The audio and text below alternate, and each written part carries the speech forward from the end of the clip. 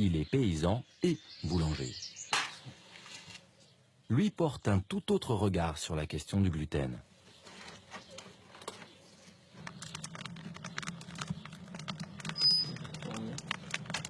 « 5 heures du matin, la journée commence. Juste à côté de son fournil, il cultive ses propres blés. Sa farine vient de ses épis qui, eux aussi, s'éveillent lentement. Des variétés anciennes, un blé abandonné par l'industrie, pas assez productif. Ce paysan, ce boulanger, est un passionné qui fait l'éloge de la lenteur et de ses vertus.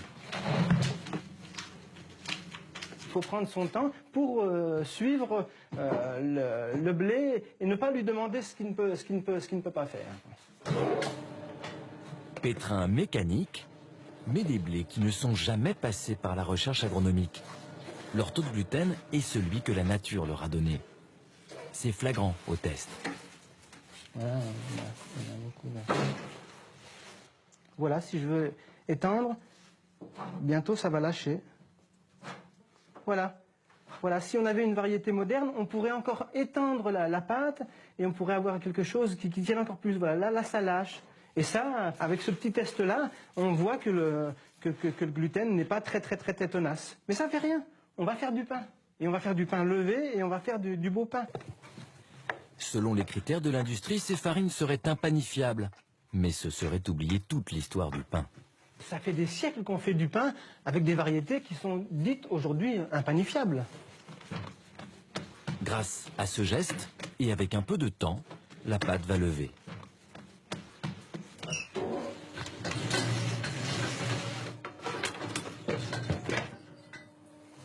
Ah, magnifique. La levée est belle. Maintenant, il va prendre sa couleur doucement. La ronde des pains. 1 heure plus tard. Et ben voilà. Le miracle a eu lieu. Magnifique. Et ben voilà. Il paraît que ces variétés sont impanifiables. Qu'on ne peut pas faire de pain avec ça. Ah ben voilà. Et voilà. Moi, je trouve que c'est parfait. Le discours dominant, c'est que le seul blé avec lequel on peut faire notre pain quotidien, c'est celui-là. Le blé moderne, fruit de la sélection agronomique. Jean-François Berthelot ne l'aime pas. On est en plein champ d'uniformité, on est chez les nains, quoi. Des blés. C'est vraiment, pour moi, c'est douloureux de voir ça, quoi. J'ai du mal à trouver les mots parce que je veux être respectueux par rapport aux paysans qui cultivent ça, parce qu'ils n'ont jamais fait de pain, ils ne savent pas ce que c'est que le pain. On leur demande de faire ça, quoi. Mais franchement, c'est la désolation, quoi. Il n'y a aucune couleur, il n'y a aucune brillance, il n'y a rien. Il y a voilà, une espèce de paillasson. Et voilà, c'est tout gris, tout terne et tout uniforme, quoi. On parlait toujours de ces belles pailles dorées, mais où est le doré dans cette végétation? Où est la... C'est désolant, quoi. Le doré, le voilà. Les 40 petits hectares de Jean-François Berthelot. À comparer aux 5 millions de l'agro-industrie. Il travaille en biologique, sans engrais, mais surtout, il mélange les variétés. On trouve des blés barbus rouges, des blés pas barbus blancs, des blés plus roux barbus, des blés roses pas barbus, clairs blancs. Voilà une diversité de couleurs. Là, on peut parler des blés d'or, quoi. Et quand on voit cette brillance et cette couleur, on peut déjà imaginer la brillance et la couleur du pain. Et ces blés anciens, il les a exhumés des frigos de l'INRA. Oubliés, ils y sommeillaient depuis le début du siècle dernier. Nous les avons ressortis et nous les refaisons vivre.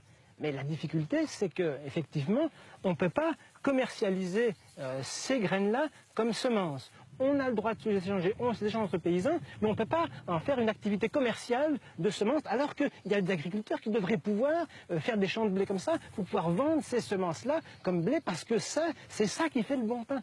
Et il faut que la législation, la réglementation, elle évolue, quoi. Car en France, la loi impose des semences compatibles avec les critères de l'industrie. Stables, homogènes, pas vraiment la loi de la nature. Pour Jean-François Berthelot, l'émergence d'une intolérance au gluten dans tout le monde occidental est un signal. Ce paysan s'interroge. On produit du blé parce qu'on pense qu'il nourrit bien, on pense qu'il va faire un bon pain. Mais si on s'aperçoit que de plus en plus de gens ne le digèrent pas bien ou se portent mieux sans manger, c'est donc que nous sommes dans l'erreur, qu'il faut chercher au moins ailleurs, explorer autre chose, quoi. Et ces variétés-là sont un véritable espoir, hein, parce que moi je suis toujours persuadé que le blé n'est pas mauvais en soi, ni le gluten n'est pas mauvais en soi. C'est seulement les blés d'aujourd'hui et le gluten et la présence d'un certain gluten dans les blés d'aujourd'hui qui fait que finalement c'est pas très bon pour le corps humain, quoi.